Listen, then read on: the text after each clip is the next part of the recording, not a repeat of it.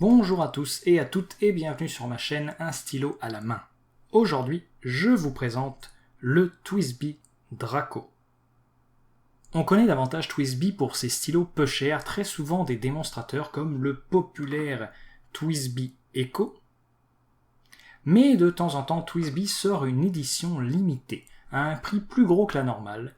Il y a quelques années, TWSBI avait donc sorti le TWSBI Aurora. Ce très beau stylo a très bien marché et est maintenant introuvable, ou alors à des prix scandaleusement élevés. Cette année, TWSBI a remis le couvert avec le TWSBI Draco, qu'on peut qualifier de TWSBI Aurora, mais rouge. Je suis très chanceux de m'être fait offrir ce stylo comme cadeau d'anniversaire. Je n'aurais d'ailleurs pas pensé acheter moi-même le Draco vu son prix, entre 180 et 190 $ canadiens. Mais qu'est-ce qu'on peut bien avoir pour ce prix-là? Eh bien déjà, on a un très beau stylo, avec une finition de toute beauté. J'aime vraiment beaucoup ces couleurs. Ça me fait un peu penser à mon Narval Schuylkill Porpita Navy, que j'aime d'amour. Je suis vraiment fan de ce genre de finition sur un stylo. Sur le capuchon, on a un texte très discret, TWSBI, et le logo du fabricant sur le fleuron. Ça semble avoir été gravé. Le clip est en or rose. L'or rose est vraiment à la mode cette année. On se rappelle d'ailleurs que TWSBI avait sorti un Eco Smoke en rose gold plus tôt cette année. Le Draco est un stylo à piston. Vous pouvez tourner ici pour le recharger d'encre. L'anneau qui sépare le piston du corps est lui aussi en or rose, tout comme l'anneau qui se trouve au bout du capuchon. Le capuchon se dévisse pour révéler plusieurs choses. Déjà sur le capuchon, on peut voir un pas de vis en or rose également.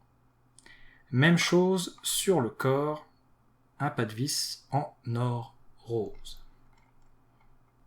On a aussi une fenêtre d'encre qui nous permet de voir le restant d'encre à l'intérieur de notre stylo.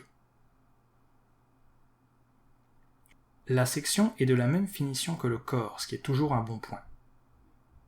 La plume est elle aussi plaquée d'or rose. C'est une plume médium très jolie, marquée du logo de TWSBI. Par contre, je la trouve plutôt petite par rapport au reste du stylo. Ça va peut-être vous paraître étrange, mais on dirait que le stylo a une tête réduite, comme les têtes réduites par ce peuple d'Amazonie. Je crois que c'est les Shuar qui font ça. Bref, on dirait qu'on a réduit la plume de ce stylo, puis qu'on l'a replacé sur le corps. Mais c'est peut-être juste moi qui chipote pour rien. Que pensez-vous de cette plume? Envoyez-moi votre avis dans les commentaires. Le capuchon peut se poser, mais TWSBI déconseille de le faire parce que cela pourrait abîmer la finition.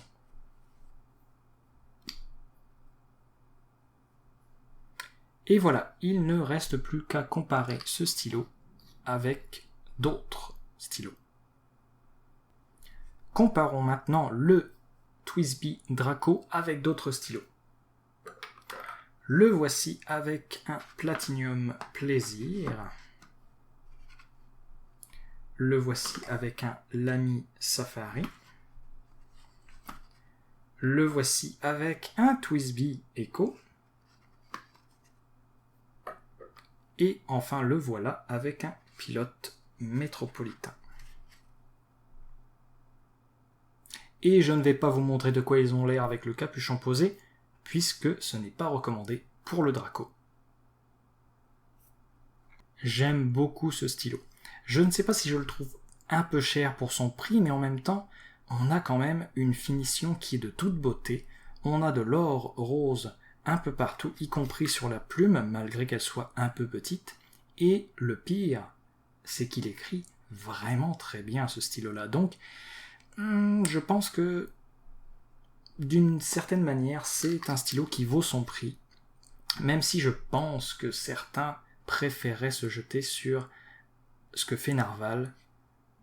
Mais bon, là, on a une édition limitée de la part de TWSBI. Si vous êtes un collectionneur, c'est pas facile d'éviter l'achat. Mais je vous ai dit qu'il écrivait bien, donc allons voir comment ce TWSBI Draco écrit. Et donc, nous sommes avec un TWSBI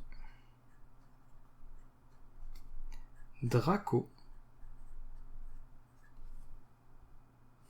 La plume est une plume médium. L'encre est une encre de chez J. Herbin.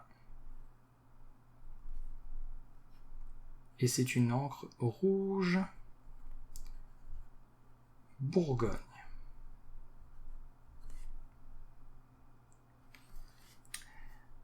Alors c'est un stylo qui écrit, comme je vous l'ai dit, vraiment très très bien. Ça coule, c'est vraiment très beau.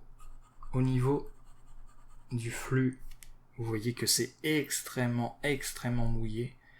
C'est vraiment un très très bon instrument d'écriture. Au niveau de la variation de ligne, on est dans quelque chose. Là, je fais aucune pression sur le stylo. Là, j'en mets un peu plus.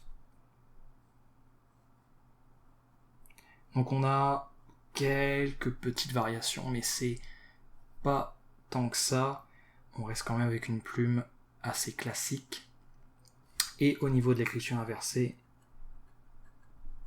on a un peu de feedback, mais